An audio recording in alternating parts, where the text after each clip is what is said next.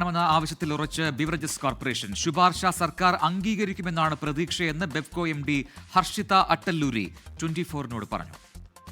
ഒരു നല്ല ഒരു മെഷർ ആയതുകൊണ്ട് ഇങ്ങനെ ഓൺലൈൻ ചെയ്ത് കഴിഞ്ഞാൽ നമ്മുടെ റവന്യൂ വർദ്ധിപ്പിക്കാം, പിന്നെ കസ്റ്റമർക്ക് സാറ്റിസ്ഫാക്ഷനും ഉണ്ടാവും, കസ്റ്റമറുടെ കൺവീനിയൻസും ഉണ്ടാവും. സോ അതുകൊണ്ടാണ് ഞങ്ങൾ റിക്വസ്റ്റ് ചെയ്യുന്നത്. അപ്പോൾ പിന്നെ സർക്കാർ തീരുമാനിച്ചാൽ നന്നായിരുന്നു. Let us keep seeing. വാങ്ങിച്ച ആൾ പോയി കഴിക്കുന്നത് എവിടെയാണ്? വീട്ടിൽ വെച്ചല്ലേ. ഇപ്പോൾ ഇത് നമ്മൾ എന്താ ഒഴിവാക്കുന്നതെന്ന് പറഞ്ഞാൽ കേവലം ഈ ഷോപ്പിലേക്ക് വന്നിട്ട് സാധനം വാങ്ങിച്ചിട്ട് കൊണ്ടുപോകുന്നത് മാത്രമാണ് ഒഴിവാക്കുന്നത്. ഡെലിവറി വാങ്ങുന്ന ആൾ 23 years ക്രോസ് ചെയ്തിരിക്കും എന്നത് ഉറപ്പ് വരുത്തിയിട്ട് മാത്രമാണ് ഇത് ഡെലിവറി ചെയ്യുന്നത്.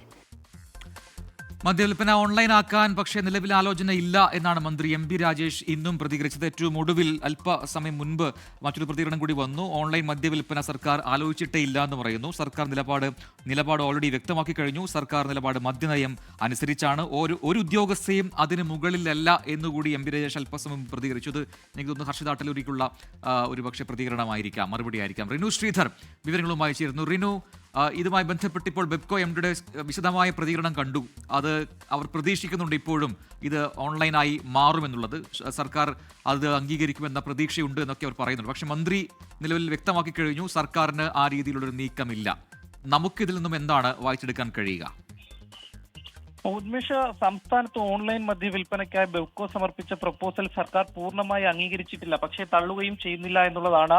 നിലവിൽ വിതരണത്തിന് എടുത്തുചാടി ഒരു അനുമതി നൽകേണ്ടതില്ല എന്ന നിലപാടാണ് സർക്കാരിന് എന്നുള്ളതാണ്. ആദ്യം തന്നെ എം പി രാജേഷ് മന്ത്രി ഇതുമായി ബന്ധപ്പെട്ടുകൊണ്ട് പ്രതികരണങ്ങൾ നടത്തിയതാണ്. അത് തുടർന്ന് ഇന്ന് രാവിലെയും ഇപ്പോൾ അല്പസമയം മുമ്പും ആവർത്തിക്കുന്ന ഒരു സാഹചര്യമാണ് ഉണ്ടായത്. ബെവ്കോ എം ഡി കൂടിയായിട്ടുള്ള ഹർഷിത അട്ടല്ലൂരി IAS പറയുന്നത് കൃത്യമായ ഒരു പ്രപ്പോസൽ നൽകിയിട്ടുണ്ട്, സർക്കാർ അത് അംഗീകരിക്കുമെന്നുള്ള ഒരു പ്രതീക്ഷയാണ് ഉള്ളത് എന്നുള്ളതാണ്. അംഗീകരിച്ചു കഴിഞ്ഞാൽ വലിയ രീതിയിലുള്ള ഒരു ലാഭം സംസ്ഥാന സർക്കാരിന് തന്നെ എക്സൈസ് നികുതിയിലൂടെ ഉണ്ടാക്കുവാൻ വേണ്ടി കഴിയും എന്നുള്ളൊരു പ്രതികരണവും അവരുടെ ഭാഗത്തു നിന്നുണ്ടായി. മറ്റൊന്ന്, ഈ ബാറുടമകൾ അടക്കം വലിയ രീതിയിൽ വിമർശിച്ച് രംഗത്ത് വരുന്നുണ്ട്. കാരണം ഈ ഓൺലൈൻ വിൽപ്പന വന്നു കഴിഞ്ഞാൽ വീടുകളടക്കം ബാറുകളായി മാറുന്ന ഒരു സാഹചര്യം വരും. ഒപ്പം ബാറുകളിൽ കച്ചവടം നടക്കാതിരിക്കുന്ന ഒരു സാഹചര്യം ഉണ്ടാകും എന്നുള്ളതൊക്കെ.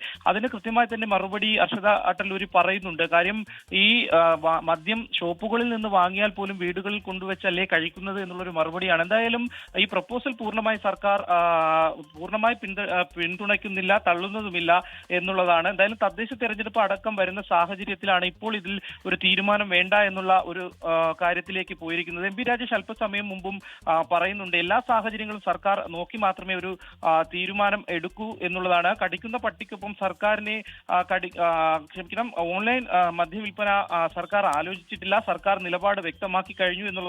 സർക്കാർ നിലപാട് മദ്യനയം അനുസരിച്ച് പറയും എന്നുള്ളതാണ്. ഒരു ഉദ്യോഗസ്ഥയും അതിന് മുകളിലല്ല. അതായത് ഹർഷിത അട്ടല്ലൂരി ഇത് മുന്നോട്ട് കൊണ്ടുപോകും എന്നുള്ള ഉറച്ച നിലപാടിൽ പോകുമ്പോൾ അതിനെതിരായിട്ടുള്ളൊരു വിമർശനം കൂടിയാണ് മന്ത്രിയുടെ ഭാഗത്ത് നിന്ന് ഉണ്ടായിരിക്കുന്നത്.